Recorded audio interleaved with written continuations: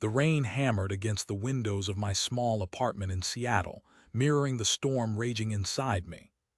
Alaric, a 43-year-old IT specialist, stared blankly at the divorce papers lying on the coffee table, each page a fresh stab of pain. Just weeks ago, my life with Bronte had seemed perfect, a carefully constructed facade that had crumbled into dust, revealing the rot beneath. It had started subtly, almost imperceptibly.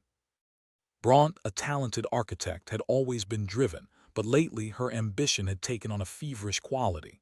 Late nights at the office became the norm, her explanations vague and hurried. "Just a big project, Alaric. You know how it is," she'd say, her eyes darting away from mine. I wanted to believe her. I truly did. We'd met at a coffee shop downtown, a chance encounter that felt like destiny. I was immediately drawn to her vibrant energy, her sharp wit, and her infectious laugh. She was everything I wasn't: bold, adventurous, and unapologetically herself. I, on the other hand, was quiet, reserved, and content with the predictable rhythm of my life. We were an unlikely pair, but somehow we fit. Or so I thought. Our life together had been comfortable, predictable, even. We had a cozy little house overlooking the Puget Sound, a dog named Finnegan, and a routine that suited us both. We enjoyed hiking on weekends, trying new restaurants, and spending quiet evenings curled up on the couch with a good book. We weren't the most exciting couple, but we were happy. Or at least I was. The first red flag, I now realize, was the phone. Bronte had always been attached to her phone, but lately it had become an extension of her hand. She'd clutch it tightly, even in the bathroom, her fingers flying across the screen in a flurry of texts. When it'd ask who she was talking to, she'd brush it off. "Just work stuff," she'd say, her voice tight. Then there was the change in her demeanor. She became distant, irritable, and increasingly critical of me. My jokes weren't funny anymore, my cooking wasn't up to par, and my attempts at affection were met with a cold shoulder. I felt like I was walking on eggshells, constantly afraid of saying or doing the wrong thing.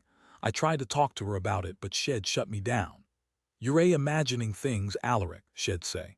"I am just stressed. Can you please stop making everything about you?" I wanted to believe her, but a nagging feeling of unease persisted, a knot in my stomach that wouldn't go away. The final straw came on a Tuesday evening.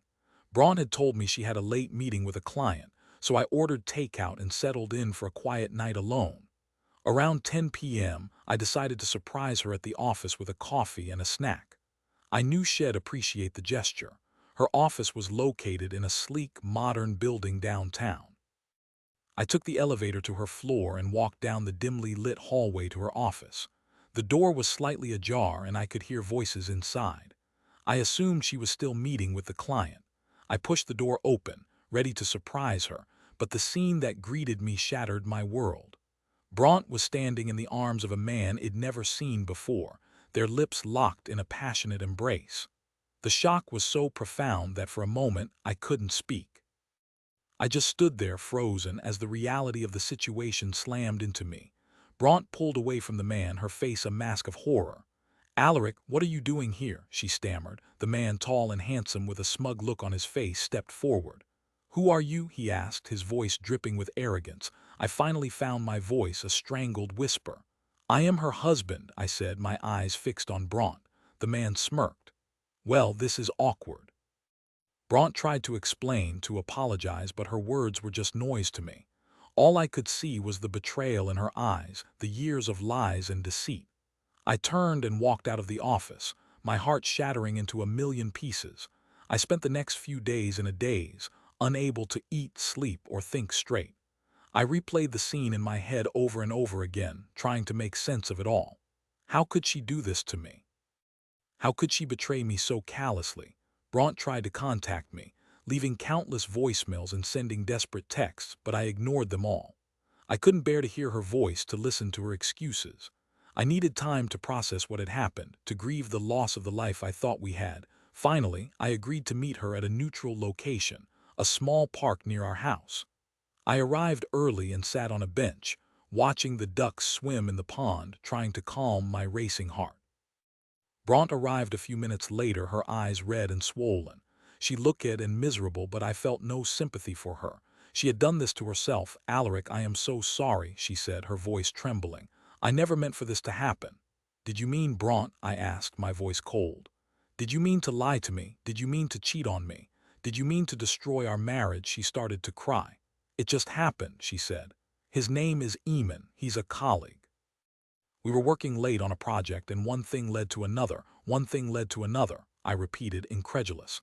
That's your explanation. You just fell into bed with another man. It wasn't like that, she said. I was feeling neglected, Alaric. You were always so busy with work, so distant. I needed attention and Eamon gave it to me.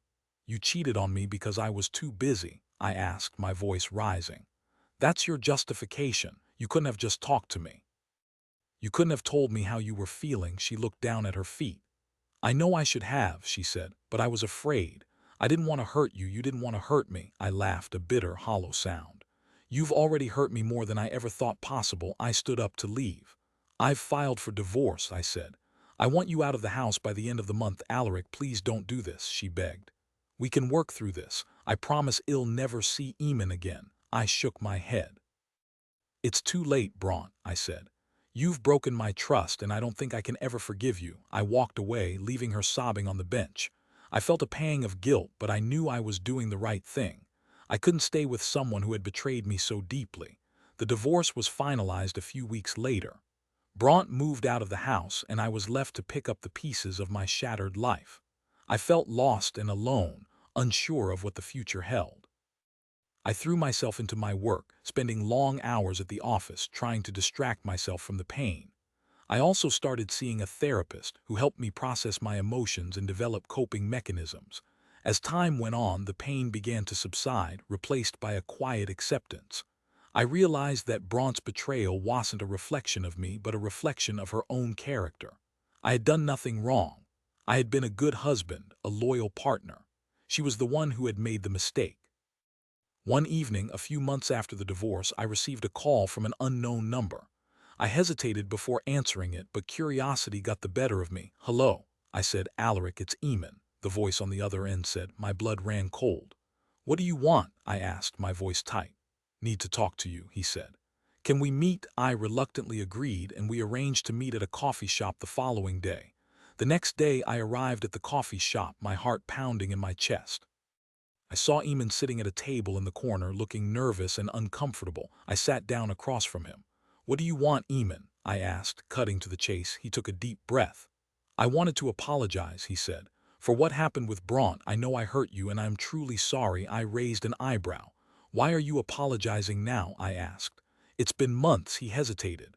Things didn't work out with Bronte, he said. She left me a few weeks ago. Left you? I repeated, surprised. He nodded. She said she made a mistake, that she missed our life together. She wanted to get back together with you. I laughed, a short, sharp sound. And you thought I'd be interested? I asked. After everything she's done, he looked down at his hands. I know it's a long shot, he said, but I felt like you deserved to know the truth.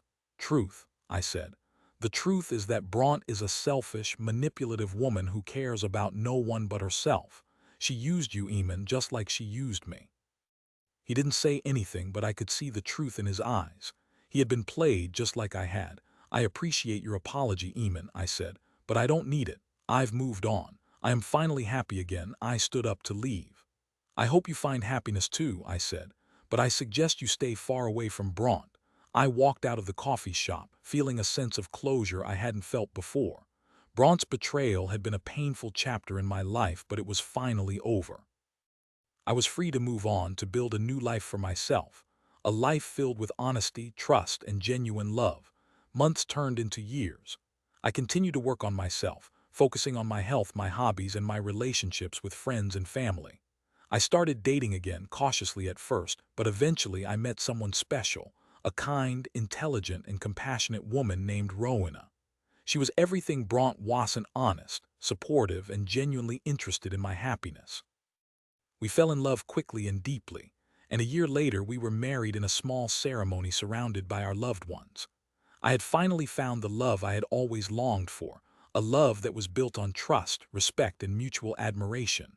One sunny afternoon, as Rowena and I were strolling through a park, I saw Bronte sitting on a bench alone and looking forlorn. I hesitated for a moment, unsure of what to do. Rowena squeezed my hand. Go talk to her, Alaric, she said. You need to put this to rest once and for all. I took a deep breath and walked over to Bronte. She looked up, her eyes widening in surprise. Alaric, she said, her voice barely a whisper. Bronte, I replied, my voice calm and steady. We stood in silence for a moment, awkward and uncomfortable. I heard you got married, she said. Congratulations, thank you, I said. Rowena is a wonderful woman, she nodded. I am glad you're happy, she said. I made a mistake, Alaric, a big one. I regret it every day. I looked at her, really looked at her, and I saw the pain and regret in her eyes. For the first time, I felt a flicker of sympathy for her. I know you do, Bronte, I said. But it's too late. We can't change the past. All we can do is learn from it, she nodded, tears welling up in her eyes. I hope you find happiness someday, Bronte, I said. You deserve it. I turned and walked away, leaving her sitting on the bench. I didn't look back. I had finally forgiven her, not for her sake, but for my own. I had released the anger and resentment that had been poisoning me for so long. I was finally free. I walked back to Rowena, who was waiting for me with a warm smile. I wrapped my arms around her and held her close, grateful for the love and happiness she had brought into my life. As we walked hand in hand through the park, I knew that I had finally found my peace. Bronte's betrayal had been a painful chapter in my life, but it had also taught me valuable lessons about love, forgiveness, and the importance of choosing the right partner. I was stronger, wiser, and more resilient because of it. And I was finally, truly happy now, years later. The memory of Bronte's betrayal still stings, but it no longer defines me. I am Alaric, a loving husband, a successful professional, and a man who has learned to forgive and move on. My life is full of joy, laughter, and genuine connection, and I am grateful for every moment. The rain outside has stopped, and the sun is beginning to peek through the clouds. A rainbow arches across the sky, a symbol of hope and renewal. I smile, knowing that even after the darkest storms, there is always light to be found. And I am finally truly in the light.